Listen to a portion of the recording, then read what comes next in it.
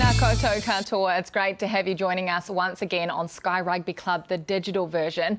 Before we crack into the rugby, there's more important news that we need to acknowledge. It's been an incredibly difficult week, an incredibly emotional week for a lot of the rugby community across New Zealand, but also across the globe after hearing the tragic news of the passing of Sean Wainui, proud Māori All Black, a Chiefs man, Bay of Plenty too. Of course, he was a husband, he was a father, he was a son. And with all the tributes that have been flowing for the man this week, a couple of words have stood out. Mana, warrior and heart. Izzy, you had a couple of seasons with him down at the Crusaders. Are these the words that epitomise him? Yeah, for sure.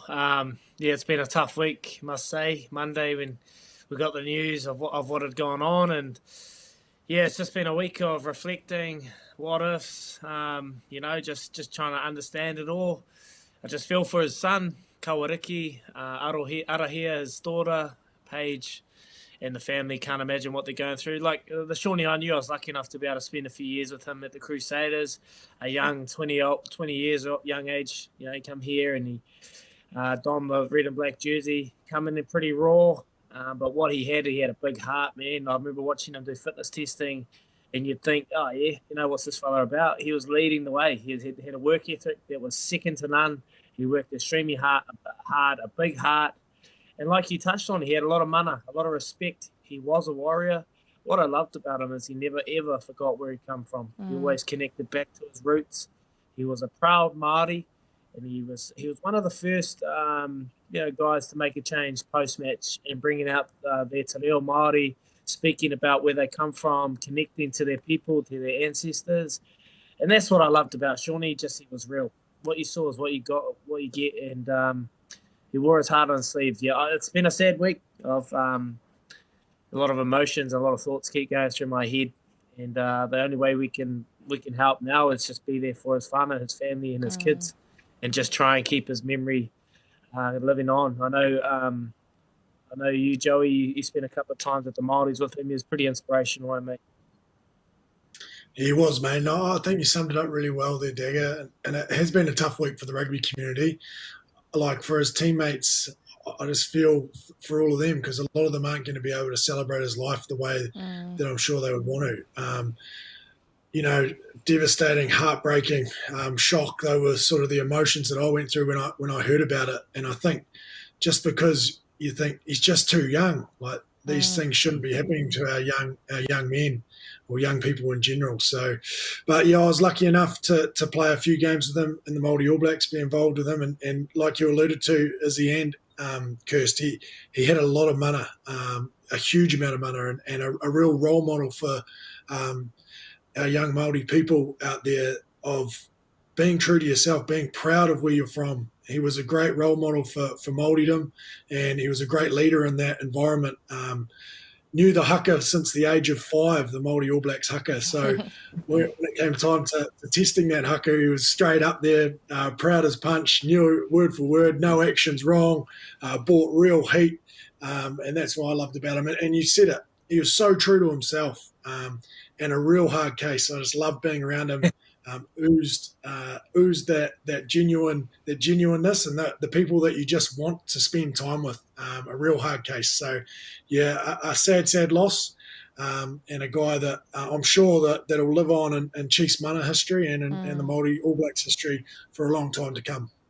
Yeah, it's actually still hard to digest the news because it doesn't feel real, and we're days on from it now. But it's been so heartwarming to hear the stories and hear the tributes as well. And if you're in any position and you would like to help his whānau, his family, then jump on to Give a Little, because the Chiefs rugby side, they have started a Give a Little page, and all donations will go directly to helping his wife, his children and his whānau as well. So search up Sean Wainui on the Give a Little page, and I think we'll put a link up for that as well. Looking ahead, of course, the All Blacks are in the USA. It is the start of what will be a 5-week end-of-year tour for them. You two have both been over to the USA. What were your experiences like? Wow. What a place. What a place, eh, Joey? Like, it feels like the holiday just keeps continuing for those lads. Aren't they having a hell of a time?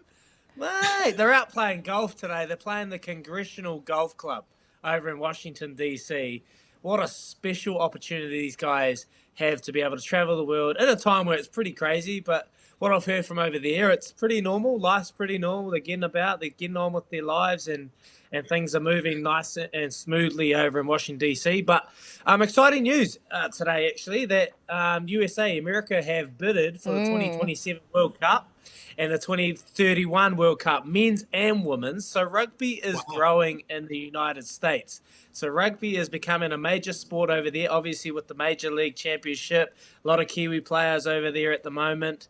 So it's gaining traction. And I was lucky enough to be able to be over there in 2016, 2015, 2014 when we played the Chicago Eagles over there. And just the hype around rugby. It's the fastest growing sport in America at the moment. So the traction there and having the All Blacks over there as well as a bonus, it adds to it. I think for the boys, Joey, I'll just carry on. I'm rambling on here, but for the boys, it's a great opportunity for the lads to play some footy. And I look at guys like a George Bridge who, you think back to a couple of weeks ago, there was a lot of big questions being asked of Bridgie and things like that. This is a great opportunity for someone like himself who has an opportunity to get some game time, get some confidence back, start playing some exciting rugby. So I feel like we're going to see some players that probably haven't had too much opportunities over the last couple of weeks get a nod. Maybe a Quinn Tupaia at 12, having a start there. Someone else on the wing, who else? Will Jordan probably playing a little bit of fullback. You might give Geordie Barrett a rest. He's been going great guns. So this is a great opportunity to give players, because we are leading into a pretty big tour up against some quality sides. So it gives another opportunity to maybe get some cohesion with some other players in combination. So I'm excited. Joey, what about yourself? There, you nailed all the points, bud. I'm struggling to fit anything in. Firstly, I'll just touch on touring the US. What a beautiful place to tour for the lads. Obviously, they love their sport, all sport in general, and obviously they've got basically their own little codes over there that they hold pretty proud to themselves with baseball, NFL, ice hockey, all that sort of stuff. So I'm sure the boys are getting amongst everything. And gee, to play that sort of golf course, Dagger, that's pretty impressive. Mate. Really lucky. But yeah, I'm the same as you. What an opportunity for not only some of those older heads to reintegrate. Like I'm thinking Dane Cole's on the flight coming over, Shannon Frizzell, Sam Whitelock, reintegrating these guys back into the All Blacks before what's going to be a pretty tough European part of this Northern Tour, and then also getting some of this new talent some more opportunity. So I'd expect to see them cap Josh Lord in this Test match against USA. Yeah. Reason being, I just don't see another opportunity apart from maybe against Italy that they're going to get to give Josh Lord a run. So it's going to be exciting to see him in the Test arena, to see how he copes with that. And obviously they want to put him under that blowtorch, albeit against not a great Eagle side, if we're being completely honest, but we know at home against the All Blacks, every team always rises up. But one person that I did and I am looking forward to seeing again is Ethan de Groot. I think he'll get the nod in the loose head prop jersey. Obviously a Highlander boy, he hasn't had many opportunities during the Rugby Championship. I'm sure he's just chomping at the bit to just play some footy. Because, man, it must be tough being on tour for that long and not actually getting the chance to play. So, yeah, great opportunity for those guys to expose some new talent and also reintegrate some old heads. That match is live on Sky Sports Sunday morning. It's actually at the perfect time. You can wake up, have some bacon and egg for breakfast, and then chuck the footy on. 8 a.m, I think we're on air on Sky Sport 1. But looking ahead to Saturday night, which is also a fantastic time, a 7 p.m. Shield match. One of you are very invested in this match. It's Hawke's Bay for the final time trying to defend that Ranfurly Shield up against Waikato. Is he? Yeah. Yes, it's exciting time. Look, let's be honest, after Tasman, I thought, it was going to be locked away for the season, but no, it hasn't come to fruition. So now we got the Waikato side, and I actually get a little bit nervous. I don't know if you remember 2015 when the Hawke's Bay held it for the whole season, and then a guy called Brad Weber and Waikato travelled to Hawke's Bay and ruined the party leading to the end of year do. So, and then the funny thing about that, Brad Webb actually signed for Hawke's Bay, went back and had to try and win it back for Hawke's Bay. Look, It's going to be a great game. I just can't see Waikato even getting close to this Hawke's Bay side. I'm not being biased because I used to play for them, mate. I know you're impressed, Joe, but I've been really impressed with this outfit. And I know Ash Dixon has finished his time there. And I said to him last week, I said, mate, what are you doing? They've still got a shield defence. And he looked at me and he goes, winked at me and he said, it's time, bro. They are ready. They are ready. He has passed on the baton to Devon Flanders, to Lincoln McClutchy. Congratulations for getting into Moana Pacific. And, well, I just can't believe the Hurricanes didn't even pick him up. Don't get me started on that. But anyway, but they've just got a good side, a young side that it's exciting. They play an exciting brand of footy that people want to watch. And they just got, a big future of them. And every position is really covered pretty well. I've been really, really impressed. Waikato, have they got a chance? I don't think so. That's my honest opinion. Joey, be the neutral voice here. Do Waikato have a chance? You're the rational one. No, they don't. I just think Hawke's Bay are a class above this year. I think the way that they dismantled Tasman in the last Shield Challenge they had, obviously they knew they probably circled that for their whole season. That was going to be their big one. They knew Tasman were going to be coming with fire and brimstone because my Tassie boys, we haven't had a Shield Challenge in 10 years for 10 years. So they were going to be bringing a lot of heat. And let's be honest, like the Ranfurly Shield in this competition now, that's all that really matters. So this is really their final. Like, at the end of the day, if they win the comp, it doesn't really count because you don't have three teams that have competed all the way through. So for me, this is Hawke's Bay's final. I think they've been too good.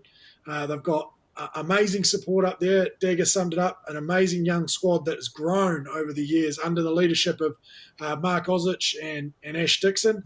Mark Ozich, obviously, he's leaving their head coach as well. He's heading over to Perth at the end of the season. So I think if there's one more gift that this Hawke's Bay team want to give that man, is to keep the Ranfurly Shield locked away for another summer so he can enjoy that before he heads off to Perth. But, yeah, they are a class above at the moment and the front runners to, one, keep that shield. And I'm sure if they do keep that shield, their first challenge next year will be Tasman. We'll come up there and do that. Not that curse, Joey? Yeah, get off the curse. Get off the curse. I reckon you still got it, Joey. Do you reckon Ma'anonu and Co have given you a little bit of inspiration to maybe head back and give Tassie a wee hand? How good?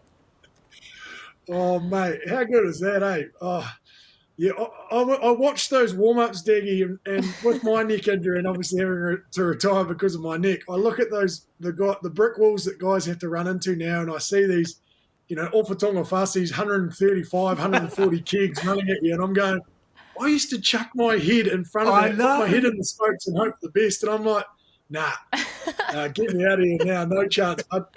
Oh, brilliant. Gentlemen, you're amazing as always. Thanks for your insights. Have an amazing weekend. We will be back same time, same place next week. And before we go, once again, our thoughts, our hearts, our prayers go out to Sean Wainui's whānau at this time. Ka kite anō.